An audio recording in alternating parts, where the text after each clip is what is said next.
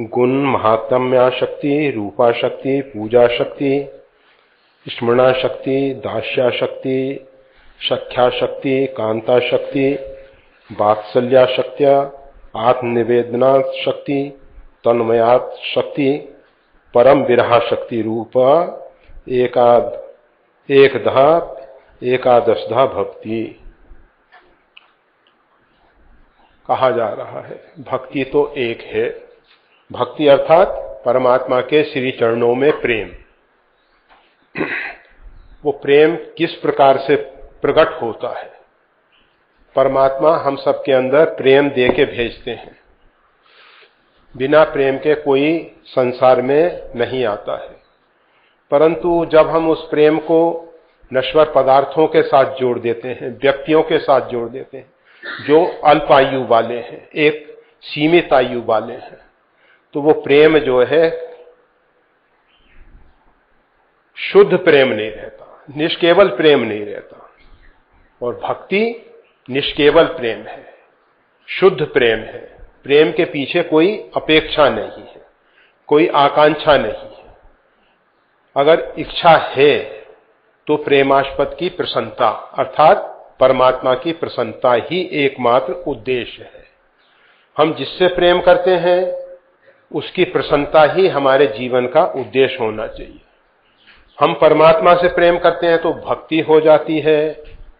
माताएं अपने बच्चों से प्रेम करती हैं तो वात्सल्य गुण कहलाता है, ममता कहलाती है। मित्र के साथ हम मित्रता का बर्ताव करते हैं। संसार के जो भी प्राणी हैं उनसे हम प्रेम के कारण ही एक दूसरे के साथ जुड़ते हैं। ये जीव जो है अनादि से परमात्मा का सखा है, परमात्मा के साथ रहने वाला है। परमात्मा इसको अपना सखा मानते हैं, अर्थात अपने सदृश। जीव जो है परमात्मा के सदृश है। जीवात्मा और परमात्मा में केवल इतना ही भेद है कि जीव जो है एक सीमित दायरे में आबद्ध हो गया है। परमात्मा जो है विराट है, परमात्मा जो है असीम है, वो किसी सीमाओं के बंधन में नहीं आ सकता है। तो उस परमात्मा के साथ प्रेम अर्थात सबके साथ प्रेम। प्रेम का अर्थ ये नहीं कि हम परमात्मा को एक क्षेत्र और एक देश में आबद्ध मान लें।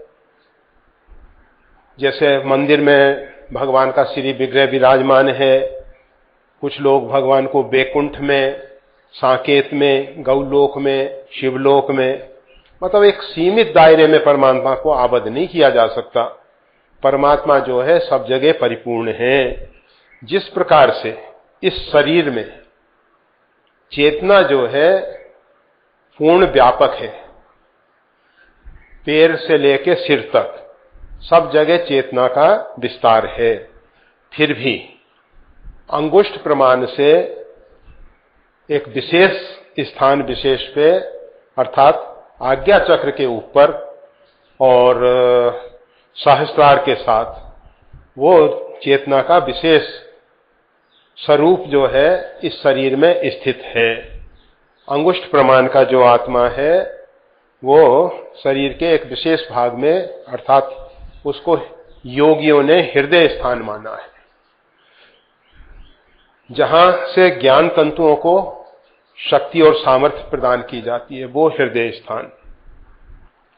तो उसमें जो परमात्मा विराजमान है, इसी प्रकार से वो परमात्मा जो है सब जगह परिपूर्ण भी हैं और अपने एक विशेष देश यत् गत्वा न निवर्तन्ते तद धामम परमम मम न तद्भाष्यते सूर्यो न शशांको न पावका, जहां सूर्य, अग्नि, चंद्र का प्रकाश नहीं है, वो भगवान के आलोक से आलोकित होने वाला जो दिव्य धाम है, परमात्मा का दिव्य धाम है। उसमें परमात्मा एक विशेष विभूति से विराजमान है। उसके अतिरिक्त परमात्मा जो है सब जगह परिपूर्ण भी हैं। भक्त जो है अपने भगवान को पहचानता है। भगवान अगर भिन्न भिन्न नाम रूप धारण करके आ जाए, आप देखते हैं संसार में एक कुत्ता जो है अपने मालिक को पहचानता है। मालिक अगर किसी विशेष प्रकार के परिधान में, विशेष प्रकार के कपड़े पहन के, विशेष प्रकार का स्वांग रच के आ जाए तो भी कुत्ता पहचान लेता है। तो भक्त उस कुत्ते से निम्न स्तर का नहीं है। अर्थात भगवान हमारे किसी भी रूप में आए, मीन, कमठ, सूकर, नरहरि, बामन, परशुराम, बपधरी, ये भगवान के जो भिन्न भिन्न अवतार हैं, उन सब रूपों में भगवान के भक्त जो हैं भगवान को पहचान जाते हैं। भक्त ही भगवान को पहचानता है, भगवान ही भक्त को पहचानते हैं। संसार के लोग तो भक्त को नहीं जानते हैं कि वो भक्त है या नहीं। साधारण लोग तो समझते हैं कि हमसे भी ये निम्न स्तर का है, परंतु भगवान जानते हैं कि ये तो भगवान का भक्त है, परमात्मा का भक्त है। तो ये जो गुना, महात्म, शक्ति इत्यादि की बात जो कल की गई थी, उसके विषय में केवल इतना ही समझ लेना चाहिए। किसी भी प्रकार से भगवान के गुण महात्म को समझ के उसमें आसक्त हो जाएं, भगवान के रूप में आसक्त हो जाएं, भगवान की पूजा में आसक्ति हो जाए, भगवान का स्मरण करके भगवान के स्मरण में डूब जाएं, भगवान के दास बन के, सेवक बन के, भगवान के सखा बन के, भगवान को अपना सर्वस्व पति के रूप में स्वीकार करके कांता शक्ति, वात्सल्य शक्ति अर्थात परमात्मा के प्रति वात्सल्य भाव, इस विषय में कल सब चर्चा कर चुके हैं, इसलिए थोड़ा अब आगे बढ़ जाते हैं।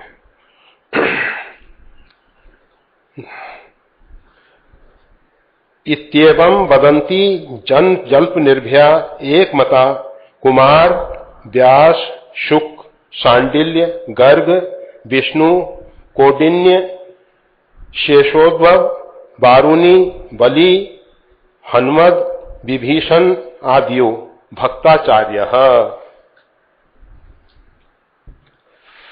यहां कहा जा रहा है इत्येवं वदन्ति जन जल्प निर्भया, जनानाम जल्पेशु निर्भया। भक्ति को पाके जो भक्ति के आचार्य हैं, आचार्य अर्थात जिन्होंने भक्ति का अपने जीवन में साक्षात्कार किया है और भक्ति के साथ साथ भगवंत का, भगवान का भी साक्षात्कार किया है, जो भक्तिमय जीवन जी रहे हैं, जो संसार के लिए एक आदर्श बने हुए हैं, उनको हम सब कहते हैं आचार्य। ये जो भक्ति के आचार्य हैं, ये जनानाम जल्पेशु निर्भया। ये संसार क्या कहेगा, भक्त को ये चिंता नहीं है कि हमको संसार प्रमाण पत्र देगा। वो संसार के झूठे प्रमाण पत्रों को बटोरने की कोशिश नहीं करता। समाज हमको क्या कहेगा, इसकी चिंता भक्तों को नहीं होती है। और जो भक्ति के आचार्य हैं, जो उस ऊंची कक्षा में पहुंचे हुए महापुरुष हैं, वो सदा निर्भय रहते हैं, क्योंकि उनको मालूम है कि संसार के जितने भी प्रमाण पत्र हैं झूठे हैं। हरि गुरु संतन सो साचो। भक्तमाल में नाभा स्वामी जी कहते हैं हरि भक्तन, हरि गुरु संतन सो साचो। भगवान का जो भक्त है वो परमात्मा की दृष्टि में सही होता है, गुरु की दृष्टि में सही होता है और संतों की दृष्टि में सही होता है। केवल उसको 3 स्थान से प्रमाण पत्र चाहिए। परमात्मा की दृष्टि में सही होना चाहिए, संतों की दृष्टि में सही होना चाहिए और गुरुदेव की दृष्टि में सही होना चाहिए। अगर इन तीनों की दृष्टि में हम सही हैं तो हम सही ही हैं, और इनके अतिरिक्त संसार की दृष्टि में हम सही हैं अथवा गलत हैं, उसका बहुत फर्क नहीं पड़ता, बहुत फर्क नहीं पड़ता। भक्त तो सदा रही अपनपो दुराए। भक्त तो अपने आप को छिपा के रखता है। वो ये नहीं कि हम अपने आप को भक्त के रूप में प्रख्यात करें। आप जानते हैं इसमें जो नाम दिए जा रहे हैं आचार्यों के, कुमारः, सबसे पहले सनत कुमार की बात की जा रही है। सनत, सनंदन, सनातन और सनत कुमार, ये 4 भाई हैं। इन्होंने परमात्मा से वरदान पाया कि प्रभु हम सदा बाल्यावस्था में बने रहें। बाल्यावस्था अर्थात निर्लिप्त भाव से, बिना किसी राग द्वेष के, बिना किसी अहमता ममता के सरल हृदय हो जाना, ये परमहंस वृत्ति जिसमें छल कपट कुछ नहीं है, अहमता ममता नहीं है, ऐसे अबोध शिशु के रूप में ये चारों भाई रहते हैं। ये भक्ति के आचार्य हैं। श्रीमद् भागवत का उपदेश सनत कुमार के द्वारा भी हुआ है, इन सनकादिक के द्वारा भी हुआ है। और ये सनकादिक जो हैं सदा भूमि पे विचरण करते रहते हैं। ये कभी एक स्थान विशेष पे नहीं रुकते हैं। भगवान के कभी धाम में चले जाते हैं, कभी तीर्थों में चले जाते हैं, कभी भूमंडल पे विचरण करते रहते हैं। विचरण के पीछे हेतु क्या है? संत सुखी विचरंत मही। संत जो हैं विचरण करने में सुखी रहते हैं। इनको परिव्राजक कहा जाता है, इनको बहुदक कहा जाता है। बहुदक अर्थात अनेक स्थान का जल पीते हैं, अनेक स्थान का। ये जो है एक स्थान पर रुकने से, जिस प्रकार से जल अगर कहीं सीमित दायरे में रुक जाएगा तो वो दूषित हो जाता है, उसमें प्रदूषण हो जाएगा। और वही जल अगर बहता है सरिताओं के रूप में तो उसमें कोई प्रदूषण नहीं होता। समुद्र में दोनों बातें हैं। समुद्र में जल में धारा भी है, गति भी है, उसके साथ साथ अगाध भी है। तो जल जो है 2 प्रकार से शुद्ध रह सकता है, या तो अगाध हो या उसमें गति हो। सरिताओं में गति है, कहीं कहीं कुछ सरिताओं में गहरापन भी है, परंतु समुद्र में दोनों बातें हैं। इसलिए समुद्र में गंदे नालों का पानी कितना ही चला जाए, वर्षा ऋतु में आप देखते हैं सब नदियों में किस प्रकार का दूषित जल भी जा रहा है, वो सब समुद्र में भर रही है, परंतु समुद्र में कभी प्रदूषण नहीं होता। समुद्र का जल कभी प्रदूषित नहीं होता है, क्योंकि अगाध भी है, उसमें धारा भी है। तो संत जो हैं दोनों प्रकार से शुद्ध रहते हैं। या तो अगाध हो जाएं, सार्वभौम अस्तित्व को अपने अंदर देखें और अपने बाहर भी उसी परमात्मा को देखें, अपने अंदर भी उस परमात्मा को देखें, अथवा वो विचरण करते रहते हैं। तो सनकादिक सदैव विचरण करते रहते हैं। अनेक अनेक जीवों को, जो जीव पूर्व जन्म में भक्ति का बीज लेके आए हैं, परंतु वो भक्ति का बीज जो है विकसित नहीं हो पा रहा है, तो इस प्रकार के संत विचरण करते रहते हैं। जहां जहां ऐसे भक्ति के बीज वाले शुद्ध बालक बालिकाएं हैं, उनको अवसर देते हैं। अवसर देके उनके अंदर बीज जो है विकसित होता है और वृक्ष बनता है, उसमें फल और सुगंध पुष्प लगते हैं। ये जो भक्ति का बीज, जिस प्रकार से तुलसी का बीज, बट का बीज, कोई भी बीज है, तुलसी का बीज इसलिए कहा जा रहा है कि तुलसी का पौधा कभी किसी गलत स्थान पे भी लग सकता है, गंदे स्थान पे भी लग सकता है, परंतु तुलसी में कोई कमी नहीं आएगी। इसी प्रकार से भक्त किसी भी परिवार में जन्म ले सकता है। रविदास चर्मकार के यहां जन्म ले लिए, धन्ना जाट वो जाट के यहां जन्म ले लिए, पीपा क्षत्रिय राजा के यहां जन्म ले लिए। तो ये सब संत जो हुए, इन सब का जन्म कहीं भी हो, किसी भी स्थान विशेष पे हो, परंतु भक्ति बीज पलटे नहीं। भक्ति का जो बीज है वो पलटता नहीं है। वो हो सकता है कि सुषुप्त रह जाए, तो उसको जब उपयुक्त भूमि मिलती है, उपयुक्त वातावरण मिलता है, तो उसमें अंकुरन होता है, उसमें विकास होता है। तो ये जो विचरण करने वाले परिव्राजक संत हैं, ये ऐसे भक्तों के जहां भक्ति का बीज है उसको उपयुक्त भूमिका प्रदान करते हैं, और उसके साथ साथ उसको विकसित करने के लिए सहायता करते हैं। तो पहले संतों की जमात घूमा करती थी, वो जमात के पीछे यही उद्देश्य था, किसी भी गांव से बाहर रुक जाते थे, गांव के भक्त लोग वहां पहुंचते थे, उनमें जिनके अंदर भक्ति का बीज है वो उनके साथ जुड़ते थे, उनमें फिर भक्ति का विकास होता था। कुछ बच्चे ऐसे भी होते थे, कहते हैं हम तो जमात के साथ ही आगे चलेंगे, वो उनके साथ आगे लग जाते थे और फिर आगे चल के अच्छे उच्च कोटि के संत बनते थे। गोस्वामी तुलसीदास जी कहते हैं, मुद मंगलमय संत समाजू जो जग जंगम तीरथ राजू। ये मुद मंगलमय संत समाज जो है ये चलता फिरता प्रयागराज है। ये सभई सुलभ सब दिन सब देशा, सब देश में संत पहुंच जाते हैं, सबको पावन करते हैं, सबके अंतःकरण में भक्ति को उद्दीप्त करते हैं, विकसित करते हैं। तो ये जो पहला नाम दिया गया सनत कुमार का, कुमारः,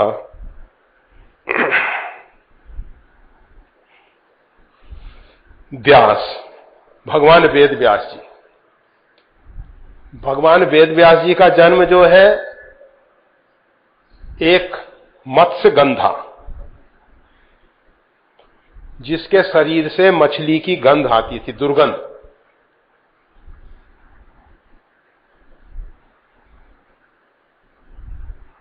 उसके द्वारा और भगवान पाराशर के द्वारा भगवान वेद व्यास का जन्म हुआ।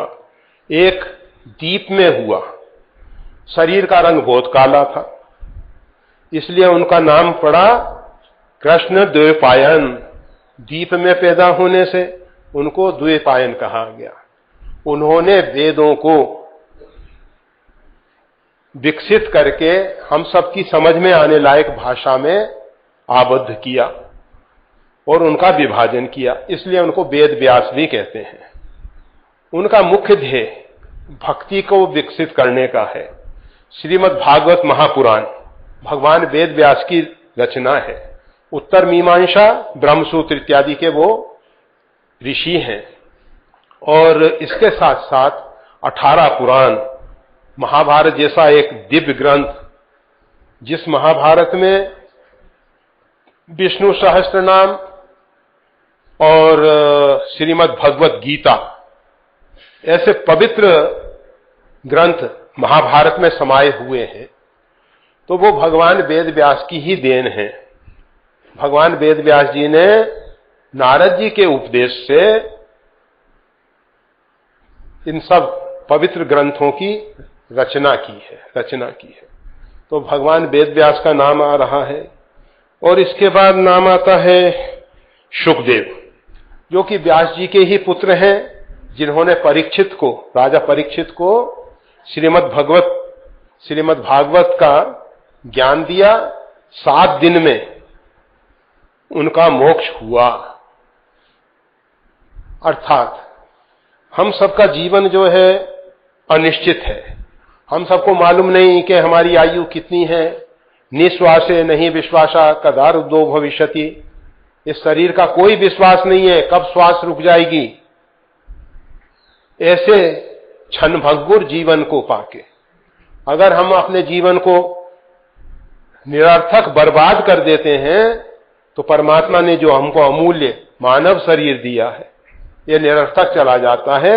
और परमात्मा को लगता है कि हमने भूल की जो इस व्यक्ति को मानव शरीर दे दिया। इसकी रुचि तो संसार के भोगों में है, तो भोग भोगने के लायक फिर शरीर प्रदान करते हैं। जैसे किसी की रुचि बहुत खाओ पियो और पड़े रहो, तो भगवान कहते हैं तुमको अजगर बना दिया जाता है। अजगर करे न चाकरी, पंछी करे न ठाव, दास मलूका यूं कहें सबके दाता राम। अजगर कोई काम नहीं करता, जो भी श्वास से खींच लेता है अपने आहार को और खा पी के पड़ा रहता है बस आलस में, प्रमाद में। तो ऐसे जो व्यक्ति हैं जो खाने पीने में तो बड़े शौकीन हैं और उसके बाद कुछ भगवान का भजन भक्ति साधन नहीं करना चाहते, श्रम नहीं करना चाहते, उनको फिर अजगर बनाया जाता है। जो आरती में खड़ा भी नहीं होना चाहते, अपने गपशप करते रहेंगे। आरती का शंख बजता है, शंख ध्वनि होती है, घड़ी घंट का नाद सुनाई देता है, आह्वान हो रहा है कि भगवान की आरती में पधारो। उस समय भी लोग पड़े रहते हैं। भगवान कहते हैं तुमको वृक्ष बना दिया जाता है, खड़े रहो, पड़े रहो जैसा है। तो राम सदा सेवक रुचि राखी। भगवान अपने भक्तों की रुचि रखते हैं। किसी को लड़ने झगड़ने में बहुत आनंद आता है। भगवान सींग वाले पशु बना देते हैं कि खूब झगड़ते रहो। किसी को दूसरों को तड़फा के मार के बड़ा आनंद आता है, सुखी होते हैं। भगवान उनको हिंसक जीव बना देते हैं, शेर बाघ चीता, जीवों को मार मार के तड़पा के खा रहे हैं। तो जिसकी जैसी रुचि होती है उसके अनुसार उसको शरीर दे दिया जाता है। ये हमारी रुचि के अनुसार। भगवान तो बहुत दयालु हैं, हमारी रुचि पूरी करते हैं। तो सुखदेव जी ने राजा परीक्षित को 7 दिन में वो ज्ञान दिया, भगवान की वो लीलाएं सुनाई, जिन लीलाओं को सुन के राजा परीक्षित का मन भगवान में लग गया और फिर भगवान का ज्ञान उपदेश किया और फिर उन्होंने शरीर में रहते हुए ही भगवान की प्राप्ति कर ली। उसके बाद तक्षक नाग ने आके डसा और वो लौकिक व्यवहार में उनकी मृत्यु दिखाई दी, परंतु उससे पहले ही वो तो भगवान में तल्लीन हो गए थे। तो इस प्रकार से सुखदेव जी, सांडिल्य जी, ये जिस प्रकार से नारद भक्ति सूत्र के विषय में हम लोग चर्चा कर रहे हैं, इसी प्रकार से भक्ति के एक आचार्य हैं सांडिल्य, जिन्होंने भक्ति के 100 सूत्र दिए हैं। नारद जी ने 84 दिए और उन्होंने 100 सूत्र दिए हैं। बड़ा अच्छा है, पवित्र है ग्रंथ सांडिल्य भक्ति सूत्र। पढ़ने जैसा है, समझने जैसा है, जीवन में चरितार्थ करने जैसा है। गर्ग संहिता में बहुत अधिक भक्ति का विस्तार किया गया है। विष्णु, ये महर्षि विष्णु के विषय में कहा जा रहा है। वे महर्षि विष्णु जो हैं भक्ति के एक आचार्य हुए हैं और इन्होंने तन्मय भक्ति, भगवान में तन्मय रहते रहे। वैसे 4 संप्रदाय के अंतर्गत विष्णु स्वामी भी हुए हैं, जिन विष्णु स्वामी ने भी भक्ति का प्रचार किया है वो भी भक्ति के आचार्य हैं। कौंडिन्य, ये कौंडिन्य नाम के एक ऋषि हुए हैं, जिन्होंने, ये भी भगवान की तन्मय भक्ति में लीन रहने वाले महापुरुष हैं। शेष जी जो हैं भगवान को धारण करते हैं। शेष सैया पे भगवान विराजमान होते हैं। वो कहते हैं कि अपने ऊपर भगवान को आसन लगाने के लिए अवसर दिया जाए, अर्थात भगवान हमारे ऊपर विराजमान हो जाएं, हमारे पूरे शरीर पे, मन बुद्धि पे, सब पे भगवान का आसन लगा हो। इनके 1000 मुख हैं और 2000 जिह्वाएं, एक एक मुख में 2-2 जीभ है और ये हजारों मुख से भगवान की कीर्ति का गान करते हैं। शारद शेष महेश विधि आगम निगम पुराण, नेत नेत कई जांच गुण करही निरंतर गान। ये निरंतर गान करते रहते हैं। और यही शेष जी कभी कभी रामा अवतार में लक्ष्मण जी के रूप में भी आते हैं। बंदऊ लक्ष्मण पद जल जाता, शीतल सुभग भगत सुख दाता, रघुपति कीरत विमल पताका, दंड समान भयो जस जाका। भगवान की उज्जवल कीर्ति रूपी पताका को फहराने के लिए दंड बन जाते हैं, भगवान की उज्जवल यशोगाथा को फैलाते हैं। लक्ष्मण जी के रूप में आते हैं शेष जी। इसके बाद उद्धव जी का नाम आ रहा है। ये उद्धव जी जो हैं भगवान के सखा हैं, बिल्कुल सकल सूरत में भगवान जैसे ही लगते हैं ये उद्धव जी। और पहले तो भगवान बृहस्पति से इन्होंने ज्ञान अर्जन किया और भगवान बृहस्पति मतलब देवगुरु बृहस्पति जी से, और फिर उस ज्ञान का प्रचार किया। परंतु इनके अंदर शुष्क ज्ञान था, ज्ञान सरस नहीं था।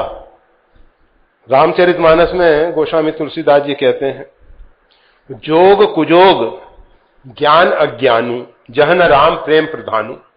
जहां परमात्मा के प्रेम की प्रधानता नहीं है, वो जोग जो है कुजोग हो जाता है, ज्ञान जो है अज्ञान हो जाता है। तो भगवान श्री कृष्ण के सखा हैं, भगवान ने विचार किया कि इनको अभी दीक्षा नहीं मिली है, इनको अभी गुरु की प्राप्ति नहीं हुई है, इस कारण से ये शुष्क ज्ञान का वर्णन कर रहे। विद्याध्ययन कर लेना एक अलग बात है, और गुरु के कृपा से उस विद्या को अपने जीवन में चरितार्थ करना अलग बात है। तो बृहस्पति जी के द्वारा इन्होंने ज्ञानार्जन तो कर लिया। जिस प्रकार से आप देखते हैं, एक चम्मच से भोजन परोसा जाता है, वो चम्मच जो है भोजन के रसों में डूबने पर भी, भीगा रहने पर भी उसके रस को नहीं जानता, उस रस में भीगा रहता है, दूसरों को परोसने का काम करता है वो चम्मच, परंतु उसको मालूम नहीं है कि किस रस में हम डूबे हुए हैं। उसको ना मधुरता का मालूम है, ना तीक्ष्णता का मालूम है। कितनी ही मिर्ची में रख दो उस चम्मच को, उससे उसको कोई तीखापन नहीं लगेगा। उसको चाशनी में रख दो, उसको मधुरता नहीं मिलाई दे। तो इस प्रकार से वो चम्मच जैसे कुछ कथावाचक होते हैं, कथा तो सबको सुनाते हैं, ज्ञान का भंडार है पूरा, परंतु भक्ति रस से अनभिज्ञ है, अनभिज्ञ। तो ऐसे जो शुष्क ज्ञानी हैं, भगवान तो बड़े दयालु हैं। भगवान को विचार आया कि उद्धव जी जो हैं शुष्क ज्ञानी हैं, इनको गुरु की शरण में भेज देना चाहिए। उन्होंने वृंदावन भेज दिया, और वृंदावन में जाके गोपिकाओं से गए, तो गोपिकाओं को ज्ञान देने के लिए थे, परंतु गोपिकाओं से उनको भगवान की भक्ति का रहस्य मालूम पड़ा, भगवान का रहस्य मालूम पड़ा, भगवान की लीलाओं को समझा, और फिर बस सदा सदा के लिए गोपिकाओं को गुरु के रूप में स्वीकार करके ये आ गए। तो ये भी भक्ति के आचार्य हैं। आरुणि, ये आरुणि जो हैं, कुछ लोग तो निम्बार्काचार्य को आरुणि कहते हैं, परंतु ये भी निम्बार्काचार्य शुद्धाद्वैत के मानने वाले आचार्य हैं, परंतु आरुणि ऋषि, यहां तो नाम आरुणि दिया गया है, इसलिए उनको हम आरुणि के रूप में ही देखें, अथवा जैसा कुछ महापुरुषों का मत है, निम्बार्काचार्य वो भी भक्ति के आचार्य हैं। भगवान श्री कृष्ण की भक्ति का उन्होंने बहुत अधिक प्रचार किया, बहुत अधिक प्रचार किया। नीम के ऊपर अर्क सूर्य को दिखाया था, इसलिए निम्बार्काचार्य कहलाए। वो सब उनके जीवन की बहुत बड़ी कथाएं हैं। हम सब आज नारद भक्ति सूत्र का समापन कर रहे हैं, आज पूरा होना है, इसलिए इस विषय में बहुत ज्यादा नहीं कहेंगे। फिर इसके बाद बलि, आप जानते हैं बलि ने, राजा बलि ने अपना सर्वस्व भगवान के लिए निवेदन कर दिया, शरीर भी और सर्वस्व, राज इत्यादि जो कुछ भी है सब कुछ भगवान को समर्पित कर दिया। इसीलिए आज तक लोग जो हैं बलिदान, दान के साथ एक शब्द जुड़ गया बलि, और लोग बलिदान बड़े आदर पूर्वक उसका नाम लेते हैं। तो ये बलि महाराज ने, राजा बलि ने, फिर इनके पुत्र प्रपोत्र, प्रहलाद जैसे प्रपोत्र होते हैं इनके यहाँ, तो ये सब बड़ा उत्तम वंश है। और तो राजा बलि जो हैं ये भगवान के भक्त हैं और भक्ति के आचार्य हैं। हनुमान जी महाराज, हनुमत, इनसे कौन परिचित नहीं है? कौन सा ऐसा तीर्थ है जहां हनुमान जी न हो? अगर हनुमान जी नहीं है तो तीर्थ तीर्थ नहीं रहेगा। हनुमान जी तो सब जगह हैं। दासनपति हनुमान, किसी भी तीर्थ में आप चले जाओ, रामेश्वरम चले जाओ, कन्याकुमारी चले जाओ, अथवा वैष्णव देवी चले जाओ, कैलाश चले जाओ, कहीं भी चले जाओ, हनुमान जी महाराज सब जगह। जगन्नाथपुरी में तो चारों द्वार पे हनुमान जी महाराज,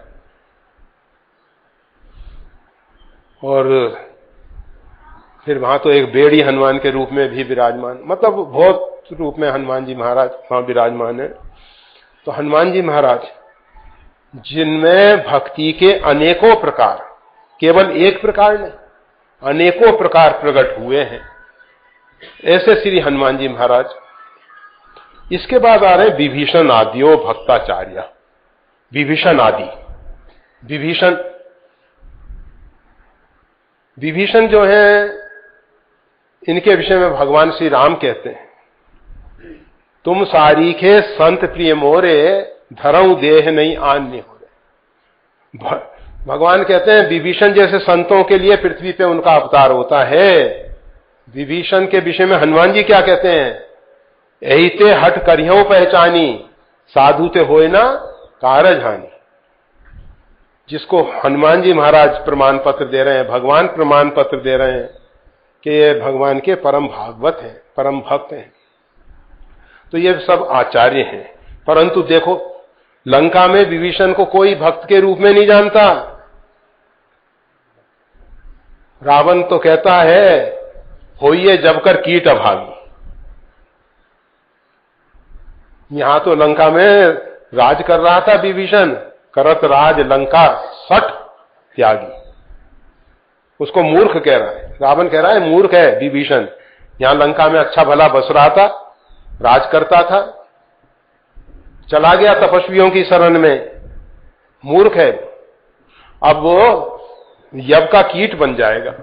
जिस प्रकार से गेहूं के साथ घुन पिस जाता है, जौ के साथ जब जौ का आटा बनाते हैं, सत्तू बनाते हैं, तो वो भी पिस जाता है। तो कह रहे हैं होइए जबकर कीट अभागी। वो जब का कीट बन रहा है, ये सब बांद्री सेना के साथ पिस के मर जाएगा वो। तो कहने का मतलब ये है कि भक्ति का आचार्य है विभीषण जी महाराज, परंतु लंकावासी उनको उस रूप में नहीं जानते। इसी प्रकार से हमारे गांव में, नगर में, बस्ती में भगवान के भक्त होते हैं, हम लोग उनको नहीं पहचान पाते हैं कि भगवान के भक्त हैं। क्योंकि भगवान के भक्त कभी भी अपने आप को प्रकट करके दिखाना नहीं चाहते, भक्ति को छिपाना चाहते हैं। शरणागति में गोपित्वम एक लक्षण है। 6 प्रकार की शरणागति होती है, तो उसमें गोपित्वम, छिपाना भक्ति को। जोग जुक्ति तप मंत्र प्रभाव, फलई तवहीं जब करिए दुराव। इनको छिपाना चाहिए, इनको प्रकट करके नहीं बताने की जरूरत होती है। तो विभीषण अपनी भक्ति को छिपा रखे थे। अब कुछ बातें, अब आरती पूजा होती थी घर में, हरि मंदिर था भिन्न बनावा, भवन के पास ही मंदिर बना रखा था, तो वहां पूजा आरती में तो जरूर जाते थे। तो सबको मालूम थोड़ा बहुत पड़ता था, नव तुलसी का वृंद था, रामायुध अंकित ग्रह, इन सब से ऊपर से कुछ कुछ लोगों को मालूम पड़ता था, परंतु ये नहीं जानते थे कि इनके हृदय में परमात्मा के प्रति अगाध प्रेम है, अगाध प्रेम है। तो ये सब भक्ति के आचार्य हैं। इसके विषय में नारद जी महाराज कह रहे हैं, देखो इत्येव वदंती, ये सब जितने भी ऋषि महर्षि हैं, भक्ति के आचार्य हैं, ये निर्भय होके, बिना किसी लोभ लालच के, ये नहीं कि इनको किसी ने लोभ दे दिया है, लालच दे दिया है, जिसके कारण ये भक्ति की बड़ाई कर रहे हैं। किसी प्रकार से भय के कारण नहीं। इंसान जो है सचिव वेद गुरु 3 जो प्रिय बोले भय आस, भय और आशा के कारण। बहुत से लोग जो हैं झूठ बोल देते हैं। राजा है, भय होता है, क्या कर देगा क्या नहीं करेगा, तो मंत्री कभी कभी झूठ बोल देता है। गुरु को शिष्य से लोभ है कि दक्षिणा अच्छी देगा भाई, तो कभी कभी झूठ बोल देते हैं। परंतु ये जो भक्ति के आचार्य हैं, ये सब निर्लोभी हैं, निर्भय हैं, और इन सब ने एक मत से इत्येवं वदन्ति, ये सब क्या कह रहे हैं? भक्ति ही श्रेष्ठ है, भक्ति ही श्रेष्ठ है, भक्ति ही श्रेष्ठ है। ये सब जितने आचार्यों के नाम लिए गए, विभीषण के साथ आद्यो, विभीषण आद्यो अर्थात विभीषण आदि, विभीषण तो आदि में है, उसके बाद तो कितने और भक्त हुए हैं, बहुत से भक्त हैं। तो इस प्रकार से नारद जी महाराज कह रहे हैं कि केवल मेरे द्वारा ये नारद भक्ति सूत्र का समर्थन नहीं किया जा रहा है, ये सब भक्ति के आचार्य जी जो हैं। नारद जी ये भी बताना चाहते हैं कि कोई ऐसी न सोचे कि नारद जी ने केवल भक्ति का प्रचार किया है। भाई मैंने तो कुछ नहीं किया, मैंने तो केवल अंश मात्र में थोड़ा बहुत भक्ति का स्पर्श किया है ये 84 सूत्रों के द्वारा। परंतु मेरे साथ साथ जितने भी ये भक्ति के आचार्य हैं, ये सब भी भक्ति के विषय में एक मत से स्वीकार करते हैं कि भक्ति जो है सर्वोपरि है, श्रेष्ठ है, श्रेष्ठ है, श्रेष्ठ है। भक्ति को छोड़ के इधर उधर भटकने की कोई जरूरत नहीं है। या इदम नारदोक्तम शिवानुशासनम विश्वसिति सिद्धते सप्रेष्टम लभते सच प्रेष्टम लभते। या इदम नारदोक्तम, अब इस शास्त्र की इति कर रहे हैं। ये जो नारद भक्ति सूत्र है इसकी इति करते हुए अंतिम में कहा जा रहा है, या इदम नारदोक्तम, नारद जी के द्वारा उत्तम कहा गया। शिवानुशासनम, ये जो है सबके लिए कल्याण का अनुशासन दिया गया है। नारद जी के द्वारा जो कहा गया है वो शिवानुशासनम। शिव जी क्या है? त्रिभुवन गुरु हैं। जितनी भी साधनाएं हैं वो सब भगवान शंकर से प्रकट होती हैं, और शिव जी के अनुशासन में ये नारद जी के द्वारा कहा गया है। या इदम नारदोक्तम, यह जो है नारद जी के द्वारा कहा गया है शिव अनुशासन में। इसके दोनों प्रकार के अर्थ हैं। शिव का अनुशासन अर्थात त्रिभुवन गुरु, भक्ति के आचार्य हैं भगवान शंकर। वैष्णवा नाम यथा शंभु, श्रीमद् भागवत में भगवान वेद व्यास जी कहते हैं कि शंकर जी के समान कोई भगवान का भक्त नहीं है। शिव सम को रघुपति वृत्तधारी, बिन अग तजी सती असनारी। भगवान शंकर के समान कौन भगवान का भक्त होगा जिसने केवल सती जी ने सती कीन सीता कर वेशा, सती जी ने केवल सीता जी का वेश बना लिया था, और भगवान शंकर ने कहा कि अगर अब मैं इनको जो अब करूं सतीसन प्रीति, मिटई भक्ति पथ होई अनीति। अब मैं अगर सती के साथ पत्नी का व्यवहार करता हूं तो भक्ति का पथ मिट जाएगा। भक्ति का पथ क्या है? भक्ति के पथ में भगवान का नाम, भगवान का स्वरूप, हम एक चित्र बना लेते हैं भगवान का और उसको भगवान के स्वरूप में पूजा करते हैं। तो जब सती जी ने सीता जी का वेश बना लिया तो शंकर जी के मन में आया कि जब हम एक चित्र की भी पूजा करते हैं तो इन्होंने तो साक्षात वेश मेरी माता जी का बना लिया, तो अब इनके साथ पत्नी का व्यवहार कैसे किया जा सकता है। और उन्होंने संकल्प कर लिया, यही तन सती भेंट मोई नहीं, इस शरीर से अब मेरी कभी भी सती जी के साथ पत्नी के रूप में भेंट नहीं होगी। तो शिव सम को रघुपति व्रतधारी, ऐसा भगवान शंकर जैसा रघुनाथ जी के व्रत को धारण करने वाला संसार में कौन हो सकता है, कौन हो सकता है। तो नारद जी कह रहे हैं ये जो नारद भक्ति सूत्र है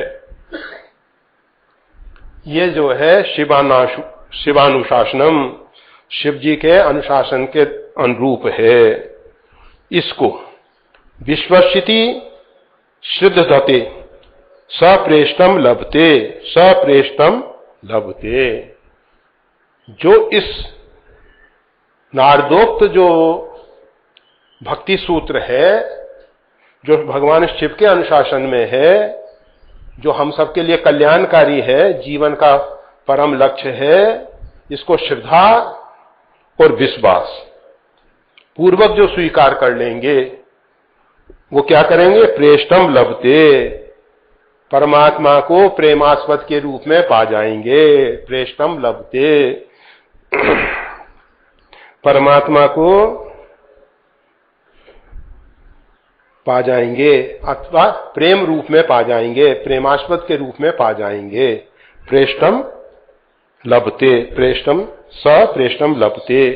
इस बात को 2 बार कह के इस ग्रंथ की इति की जाती है।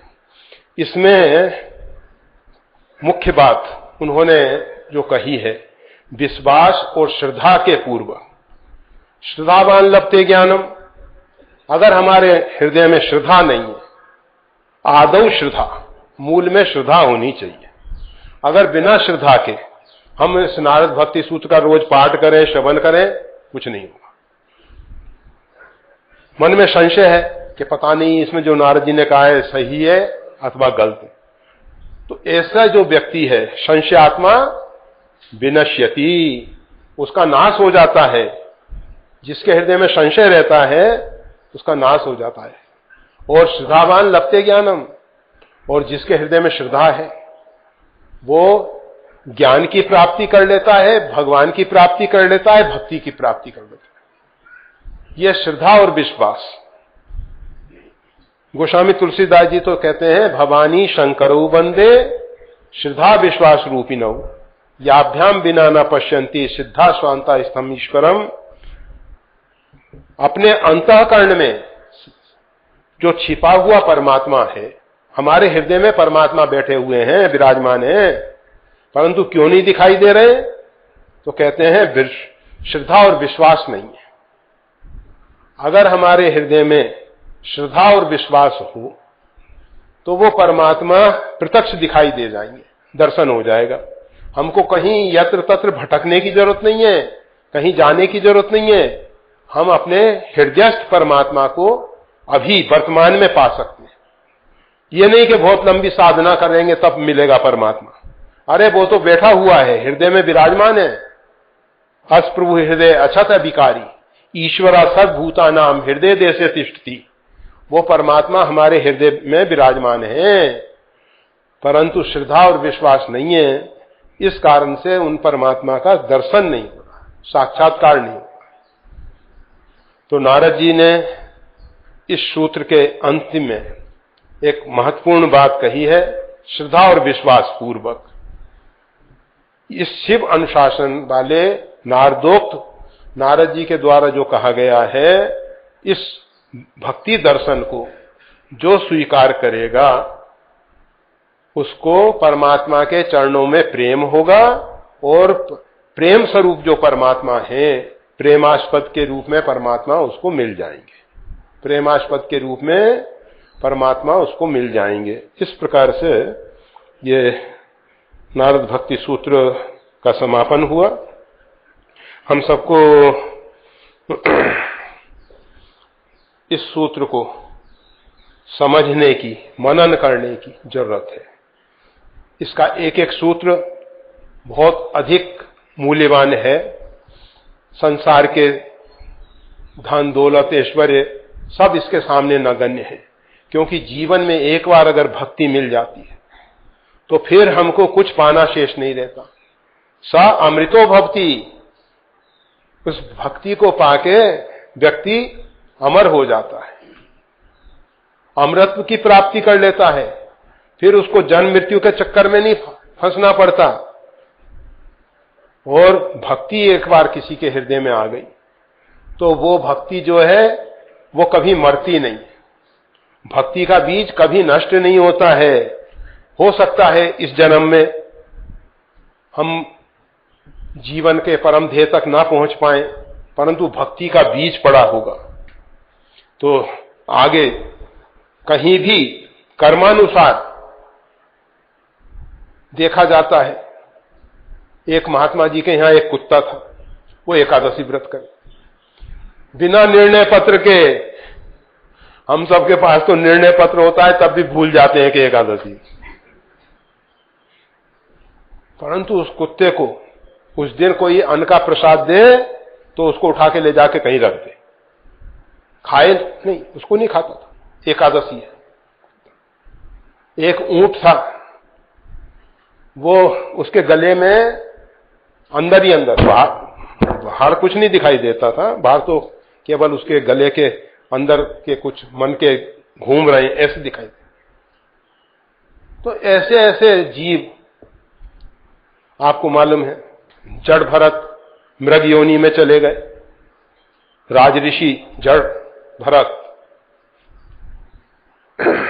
तो जिनके नाम पे ये भारतवर्ष है वो भरत। तो भरत जी महाराज मृग योनि में चले गए।